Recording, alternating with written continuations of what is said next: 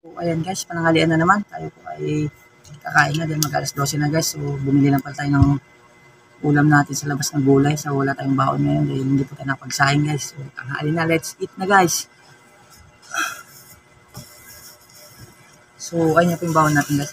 Bumili po ako na kanina ng gulay lang po yung ating binili ngayon guys. Gulay na chop suey po yung ating ulam for today guys. Let's eat na, pananghalian na. So, yung ulam natin, let's eat. Let's eat mga ka-loads. Ito yung plastic again. So, yung ating ulam for today guys, chop suey po. Chop suey na talagang maasahan yung bibilan natin dahil pinipilihan talaga yung bibilan natin. Sige. Siyempre guys, hindi mawala yung ating sili pampagana kumain.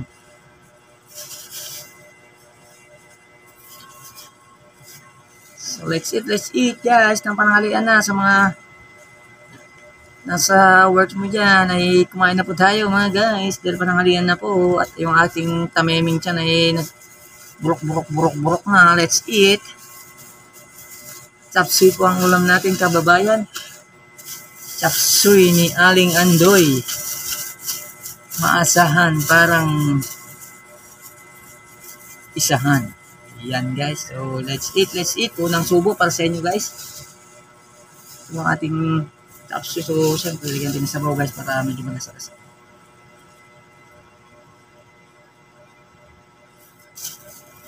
So hinalo ko na guys. So ihalo na natin. Wala namang hihingi na dahil solo lang naman tayo kakain guys. So ayan, let's eat. Unang subo. Guys. Po, unang subo guys sa inyo.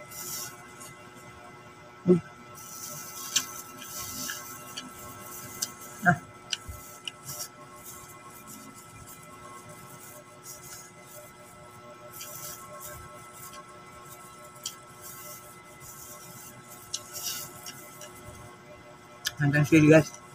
Ang bagana. Ito, sabi, makagat.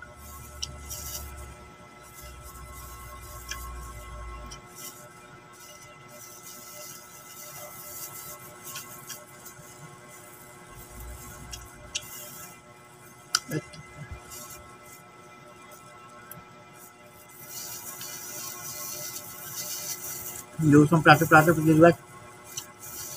Plastic, pag tapon. Linting.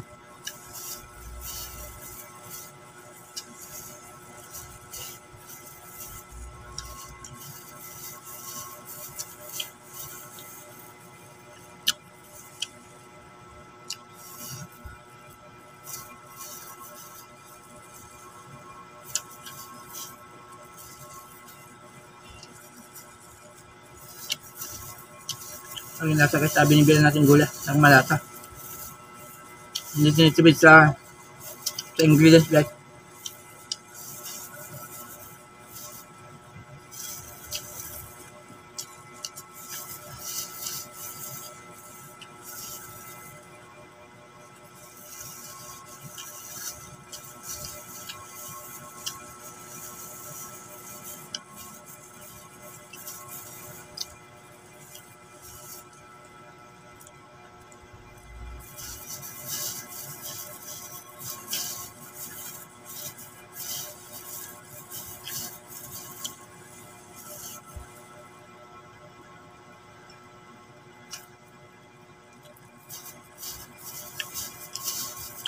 Ang dami na parang tubig pala. Ano naman tubig. Nakita mo yung gulay na hindi gaano overcook eh, yung sakto lang yung luto. Yung parang tumutunog pa pag kinakain. Ang gulay na.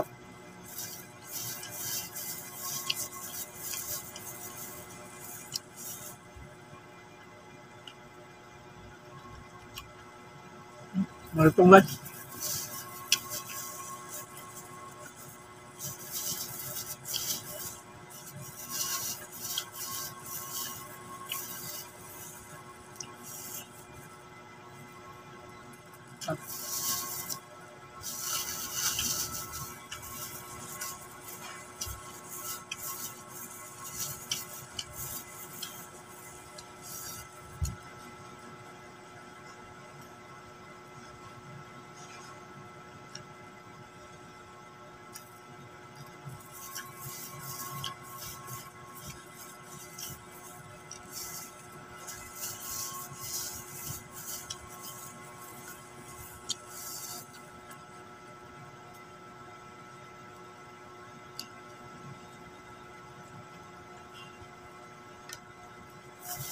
Ano?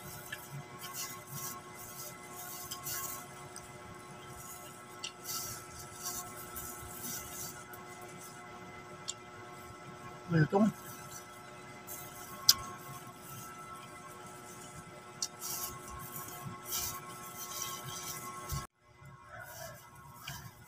Ayan guys. Tara.